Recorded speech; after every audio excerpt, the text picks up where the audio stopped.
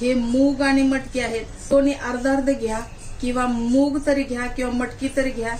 दोन्ही single single घेतलं तरी चालेल किंवा दोन्ही मिक्स केलं तरी चालेल. सर्वात आधी आपण 2 ते 3 पाण्याने स्वच्छ धुवून घेऊन वरती पाणी टाकून कमीत कमी 6 तास किंवा मग पूर्ण रात्र आपण हे भिजायला ठेवायचं आहे. हे मी पूर्ण रात्र भिजायला ठेवलं होतं. तर परफेक्टरित्या लवकरात लवकर मटकीला किंवा मुगाला मोड कसं आणायचं हे आपण ह्या व्हिडिओमध्ये बघणार आहोत. चला सुरुवात करायची आहे.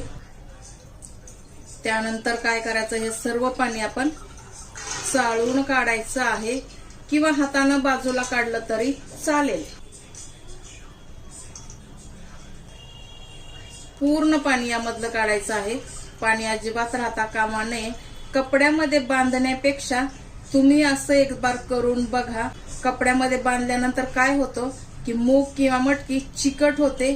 असं जर तुम्ही ठेवाल तर हे चिकट होणार नाही. थोड्या वेळ पाणी निथरण्यासाठी असं ठेवून द्या किंवा पूर्ण पाणी निथरल्याच्या नंतर शक्य होईल तेवढं झाकण असं टाईट बसवण्याचा प्रयत्न करा किंवा शक्य होईल तेवढं मापाचं झाकण असावं. यामुळे काय होईल की हवा मध्ये जाणार नाही, याची पण आपल्याला काळजी घ्यायची आहे. पूर्ण पाणी काढल्याच्या नंतर आपण हे ओव्हरनाईट ठेवून द्यायचं आहे. त्यानंतर आपण बघूया की ह्याला मोड किती आलेले आहेत ते तुम्हाला मी नंतर दाखवणारच आहे. चला मंडळी, आता आपण आपलं मूग मटकी चेक करूया. 24 तास उलटून गेलेले आहेत. हे सकाळीच बघायला पाहिजे होतं.